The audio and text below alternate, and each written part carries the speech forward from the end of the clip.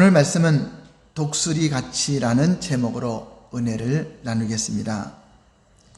하나님은 우리 아버지이십니다.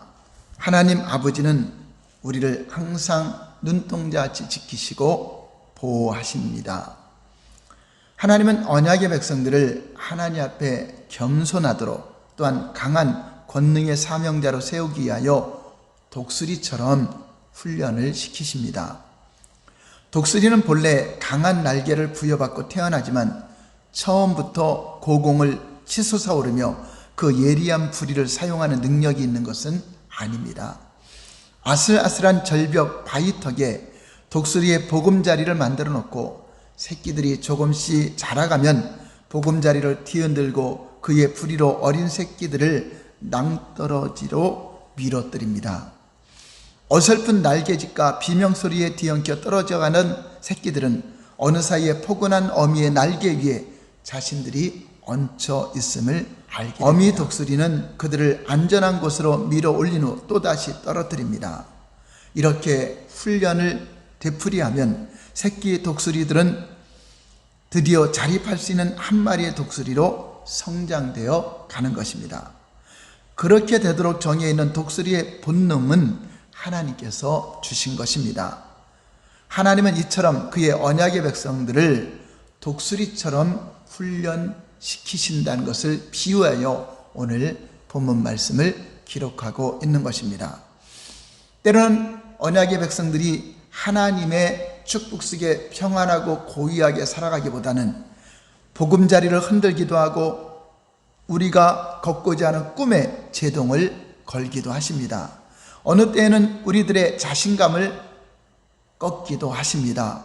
또 꺾고 또 좌절하고 낙심하는 가운데 내가 내 힘으로 하려는 그 교만함을 내려놓게 되고 하나님 앞에 겸손하게 낮추기 위한 훈련을 시키는 것입니다. 그리고 더욱 강력한 능력을 겸비한 하나님의 사명자로 세워지게 하기 위해서 이렇게 독수리같이 훈련을 시키는 것입니다. 이것이 바로 하나님의 훈련 방법이라고 하는 것입니다. 그리스도인들은 하늘의 소망을 두고 살아가는 자들입니다. 그러므로 땅에 그 자리에 안주하고만 있으면 안 된다고 하는 것입니다. 하나님께서는 선택받은 언약의 백성들을 독수리처럼 훈련시키고 새롭게 변화시키고 그 능력이 주어져 있음을 깨닫게 하시는 것입니다. 훈련을 잘 통과하면 하늘의 제왕으로서 비상하는 독수리같이 우리의 사람을 청춘의 독수리처럼 새롭게 하시며 놀라운 복으로 소원을 만족하게 하신다고 언약하고 있습니다.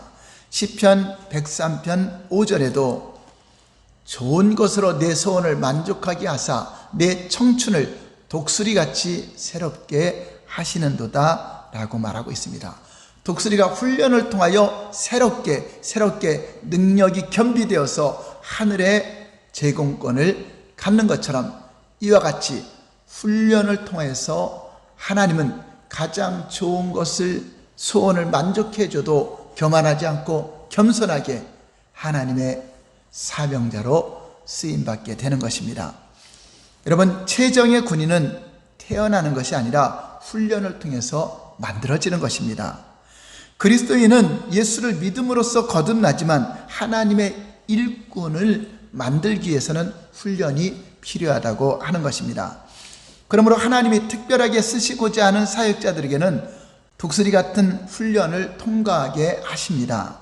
세계 열방을 향하여 비상하게 하기 위해서는 다음과 같은 시험을 통과해야 됩니다. 첫 번째, 인생의 광야를 통과시킵니다. 독수리는 높은 벼랑 위에 집을 짓습니다. 굵은 나뭇가지를 얼기설기 엮어놓고 그 위에 부드러운 털이나 짐승의 가죽을 깐 후 새끼를 기릅니다. 새끼가 어느 정도 자라서 날 수 있게 되면 어미 독수리는 새끼들에게 이렇게 말합니다. 이제 너희는 멋진 날개가 다 자라났으니 둥지 속에만 있지 말고 창공을 멋지게 날아보라 이렇게 말합니다. 그러나 새끼들에게는 둥지 속 보금자리가 너무 좋아 나오려 하지 않습니다. 어미 독수리가 아무리 유인해도 나오지 않고 날개가 있어도 날려고 하지 않습니다. 세상적인 안락과 풍요한 삶에 적응한 우리는 하나님의 부르심에 잘 응답하지 않습니다. 하나님이 원하시는 능력을 발휘해야 하는데도 자신의 삶에 안주하는 습성이 몸에 배어 있기 때문입니다. 사람은 마귀의 종이 되어 살면서도 그것에 안주하여 하나님의 자녀로서의 능력 있는 삶을 살 수 있음에도 현재의 환경에 만족하면서 마치 어린아이처럼 그 자리에서 나오지 않으려 하는 것입니다. 이스라엘 백성들도 바로 출애굽했을 때 바로 광야를 통과하게 하고 나서 가나안 땅에 들어가게 하십니다. 광야의 훈련을 통하여서 하루만 먹을 수 있는 만나를 먹어가면서 또 하나님이 주시는 물을 먹지 않으면 살 수 없기 때문에 하나님께서 주시는 물과 만나와 또 메추라기를 먹으면서 광야를 통과하며 훈련을 받은 것을 볼 수 있습니다. 또 아브라함에게도 내가 의지하고 살던 본토 친척 아비집을 떠나라고 말씀하셨습니다. 광야를 통하여 세상을 의지하던 모든 것에서 다 내려놓고 오직 하나님만을 바라보고 의지할 수 있을 때까지 훈련을 시키는 것입니다. 신명기 8장 16절을 보시면 내 조상들도 알지 못하던 만나를 광야에서 내게 먹이셨나니 이는 다 너를 낮추시며 너를 시험하사 마침내 내게 복을 주려 하심이었느니라. 마침내 무엇을 주시려고 광야를 통과하게 하셨습니까? 마침내 복을 주려 하심이라고 말씀하고 있습니다. 그러므로 인생의 광야가 왔습니까? 염려하지 말고 두려워하지 말고 마침내 복을 주시려는 하나님의 훈련 속에 들어가 있다는 것을 믿고 감사하시기 바랍니다. 마침내 우리 가정에 진짜 가장 좋은 영적인 복을 부어주시려고 하는 것입니다. 독수리 새끼가 크게 자라나고 있는데도 아직도 둥지에서 먹이만 받아먹는 어린 새끼같이 안주하고 있는 것을 하나님은 원하지 않습니다. 첫 번째 훈련 단계는 삶의 둥지를 흐트려 놓는 것입니다. 오늘 본문 신명기 32장 11절을 보시면 마치 독수리가 자기의 보금자리를 어지럽게 하며, 첫 번째 훈련은 삶의 보금자리를 흔드는 것입니다. 어미 독수리는 둥지 속에 들어와 새끼를 위해 깔았던 부드러운 털과 가죽을 다 제거해 버립니다. 이제 남은 건 가시가 찌르는 나뭇가지밖에 없습니다. 새끼 독수리는 영문도 모른 채 우리 엄마가 왜 이렇게 나를 힘들게 할까? 그렇게 잘해주시던 엄마가 왜 우리 장막을 흔들어 놓으실까 하며 울며 하소연합니다. 옛날이 더 좋았는데, 어린아이 때가 더 좋았는데 하며 새끼 독수리는 옛날에 때가 되면 먹을 것을 가져다 주시는 엄마를 생각하며 그때처럼 해달라고 때를 쓰며 애원을 합니다. 포근한 보금자리였던 둥지가 이제는 찌르는 가시와 가시방석이 된 것입니다. 이제 둥지에 있자니 가시에 찔려서 어지럽게 되어 살 수가 없게 되었습니다. 그렇다고 밖으로 나가자니 낭떠러지기에 떨어져 죽을 것만 같습니다. 자기 새끼가 거할 보금자리를 어지럽힌다고 하는 것은 보금자리에 문제가 생기게 한 것입니다. 우리의 신앙도 마찬가지입니다. 교회를 다니면서 어린아이 신앙으로 그대로 있으면 독수리 훈련을 통하여 사명자로 키우는 과정을 겪게 되는 것입니다. 내가 살고 있던 장막이나 사업이나 직장에도 문제가 일어나지만 육체의 장막도 어지럽게 한다는 의미입니다.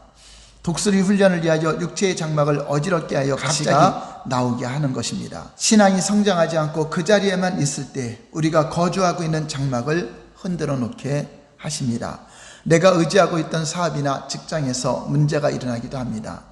그동안 잘 나가던 사업이 흔들리고 장막에도 문제가 생겨서 이사를 해야 하는 문제가 생기기도 합니다.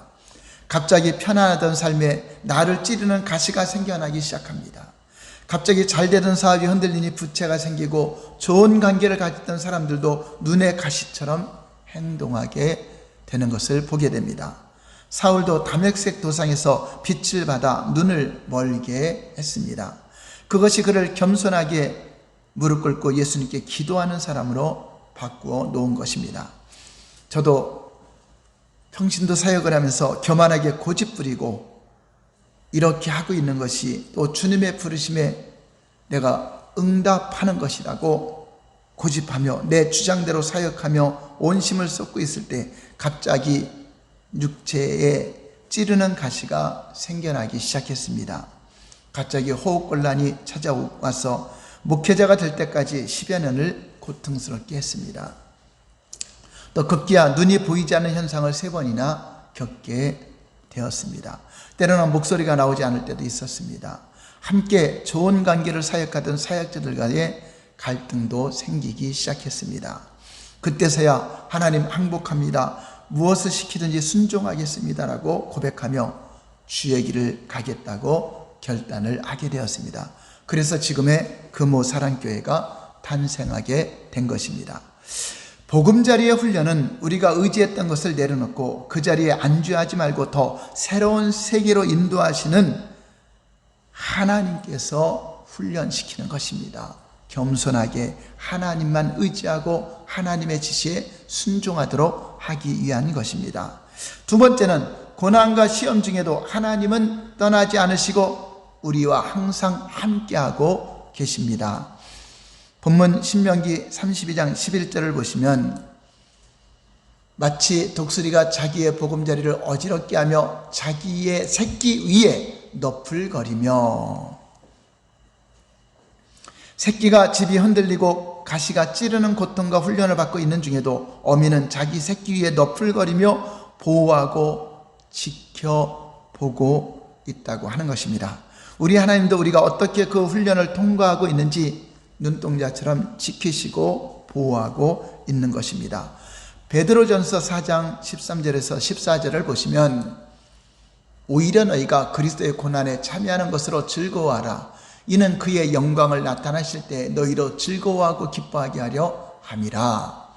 너희가 그리스도의 이름으로 치욕을 당하면 복이 있는 자로다. 영광의 영, 곧 하나님의 영이 너희 위에 계심이라. 우리가 고난당할 때, 우리가 여러분 보금자리가 흔들리고 삶에 어려움이 올 때 하나님은 우리 위에서, 우리 안에서 우리를 눈동자같이 지켜보고 계심을 믿으시기 바랍니다.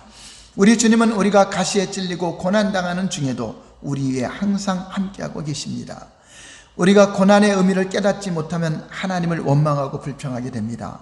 그러므로 환난이 올 때 우리는 하나님의 시험과 훈련 과정을 인내하며 잘 통과해야 합니다.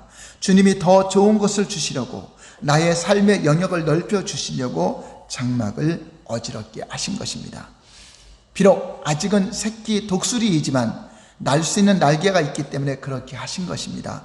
우리는 눈에 보이지 않지만 세상에 나가서 이 환난을 이길 수 있는 능력, 또 날개로 비상할 수 있는 능력이 이미 주어져 있음을 하나님은 알고 계시는 것입니다.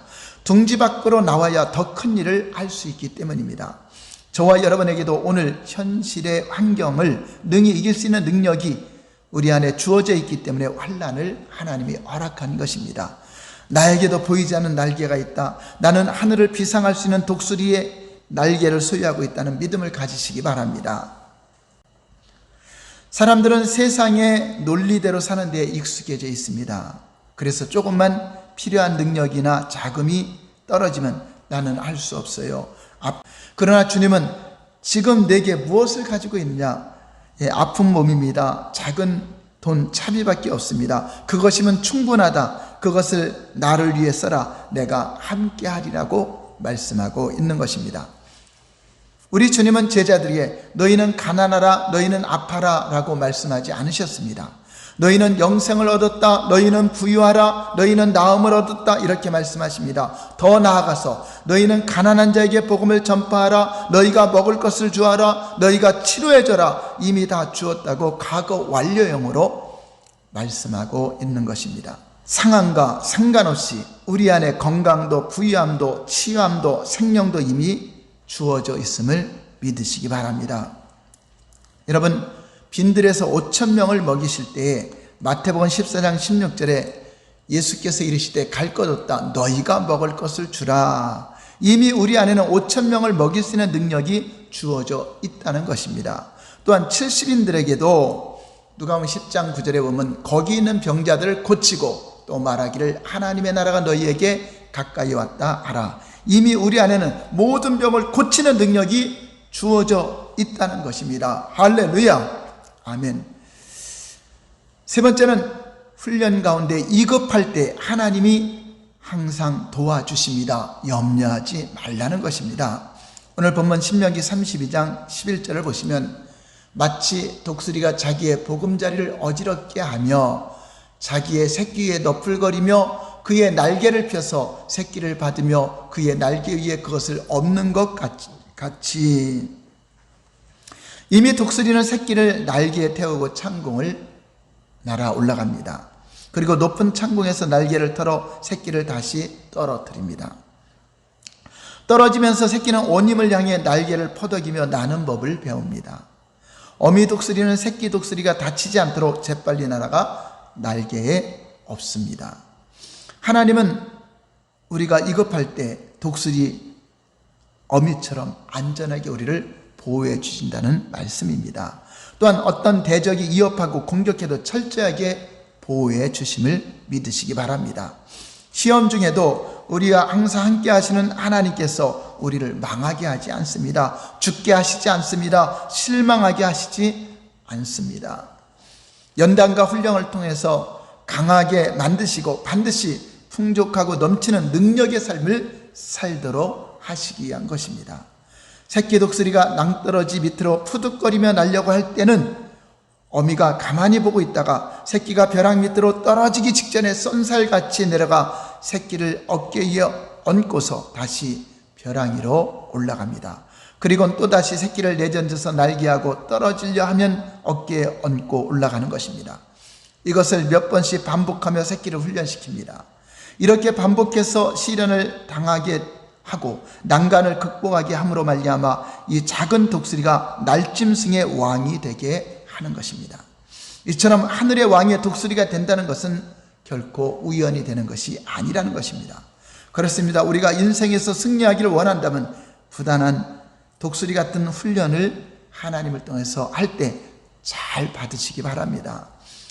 욥기서 23장 10절을 보시면 그러나 내가 가는 길을 그가 아시나니 그가 나를 단련하신 후에는 내가 순금같이 되어 나오리라. 우리 눈에는 하나님이 계시지 않는 것 같지만 항상 눈동자처럼 보호하시며 넘어지지 않도록 업어주시고 안아주시고 보호해 주시는 하나님을 믿으시기 바랍니다. 하나님 아버지께서 우리가 힘들고 지쳐 있을 때 우리를 항상 지켜주시고 다시금 등에 업어주시며 새로운 용기를 주시고 새 힘을 공급하며 격려하고 계시는 것입니다. 조류학자들이 관찰을 한 바에 의하면 독수리는 일반 조류와는 다른 비범한 데가 있다고 합니다. 폭풍우가 불어닥치면 일반 새들은 짹짹거리며 폭풍우를 피해 숨어버리는데 독수리는 오히려 폭풍우를 향해서 날개를 펴고 날아간다고 합니다. 훈련을 잘 받은 독수리는 바람이 불면 불수록 그 바람을 타고 더 높이 날아 올라가서 구름 위에서 폭풍우가 치는 아래를 바라보며 유유히 날아다닌다고 하는 것입니다. 독수리는 이렇게 독특한 방식으로 살기 때문에 새 중에 왕이라고 불리는 것입니다. 우리 신앙생활도 마찬가지입니다. 세상 사람들이나 신앙이 어린아이 같은 성도는 폭풍과 환란이 닥치면 낙심하고 절망하고 수무려 하지만 훈련을 잘 받은 믿음을 가진 사람들은 앞으로 담대하게 풍랑을 뚫고 나아가며 전진하며 나가는 것을 보여주는 것입니다. 우리는 세상에 살고 있지만 하늘을 비상할 수 있는 보이지 않는 영적인 날개를 가지고 있습니다. 그런데 세상에서 주어지는 삶에 안주하고 있으면 하나님의 주시는 능력을 다 잃어버리고 자기 힘으로 살아가려고 몸부림치게 되는 것입니다. 여러분, 닭처럼 꼭꼭꼭꼭 하며 그 자리만 돌다가 동네 한 바퀴만 매일 돌다가 인생을 끝내시렵니까? 아니면 세계 열방을 향하여 독수리처럼 비상하며 위대한 꿈을 이루시는 사람이 되겠습니까? 우리는 세상을 변화시킬 능력이 이미 주어져 있습니다. 그러므로 그 자리에만 안주하지 말고 새로운 생각을 바꾸시고 새로운 비전의 꿈을 꾸시기 바랍니다. 하나님께서 꿈을 주실 것입니다. 비전을 주실 것입니다.